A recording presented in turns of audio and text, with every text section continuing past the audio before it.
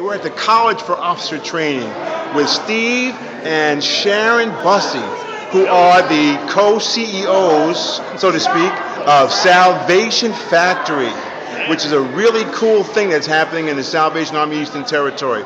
Hey, Sharon, since you're like you're the more vocal one of the Oh, two. really? Yeah. Steve is so shy. Tell us a little bit about what Salvation Factory is all about. Well, Salvation Factory is a brand new adventure where we're really taking our roots, Salvation Army roots, and finding ways to really communicate that in a new and innovative and creative way. So it's kind of like the Imagineers, Disney Imagineers, but for the Salvation Army. So Walt Disney meets William Booth, pretty much. Exactly. That is so cool. That's the easy way to say it. Did you know I had an original Mickey Mouse pen with the original Walt Disney design on it? I did not. We'll have to get you an original Salvation Factory pen. Please, I need that. I need that. Well, we had a junior soldier rally in the division last month or so, and the whole junior soldier rally was a product of Salvation Factory, wasn't it? Yes.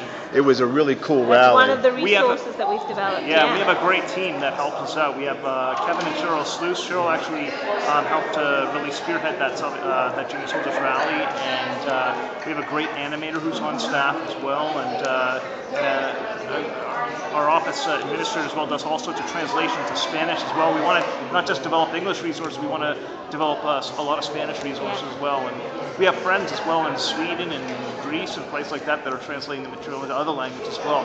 Why not reach the whole world through the tools which we're developing? Why not reach the whole world? Well, Steve, I'm really glad that you guys have friends. I was concerned about the level of your friendships lately. I was very concerned about that, so I'm very happy to hear that you have friends. Now, if anybody here disavows Steve Bussey as a friend, you can Facebook me or you can send an email to samoreinfo@gmail.com. If you want to trash Steve Bussey, you can do that at your earliest convenience, please. That's right. So tell me, Steve. You are sort of the theologian in the group, although Sharon's got some theological chops too, but you seem to be the bookish one. Yes. Tell me, what stuff are you reading these days?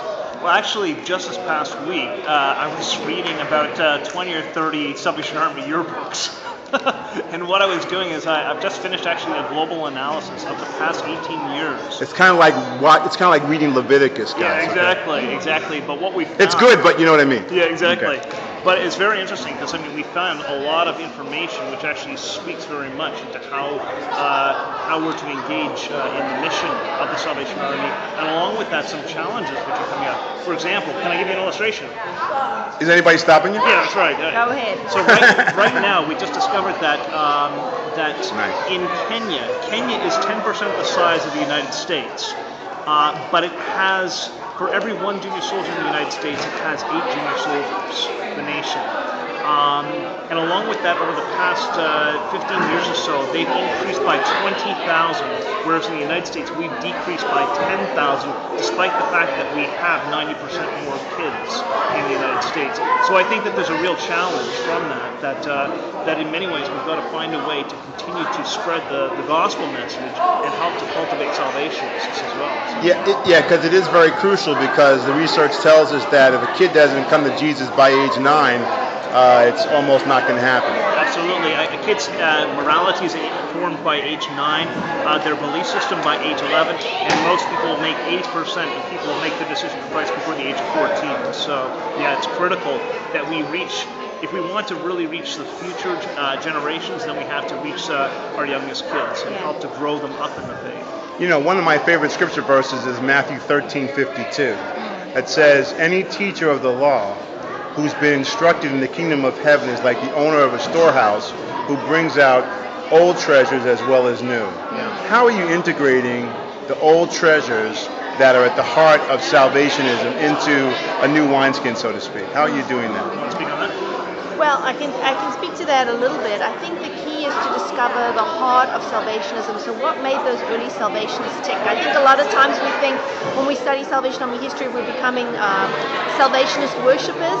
But that's not it at all. We're really beginning to explore what made those early salvationists tick, what motivated them, what made them make such an incredible difference for God with their lives, and saying what are those principles that we can take. So everything from movies, animated movies. Steve mentioned we have an animator that we're working with and developing animated movies for kids, to audio recordings, women's ministry teaching tools, everything that's going to help make it easier for a core officer on the front line to be able to communicate that message and share it with the people that God has placed under their care.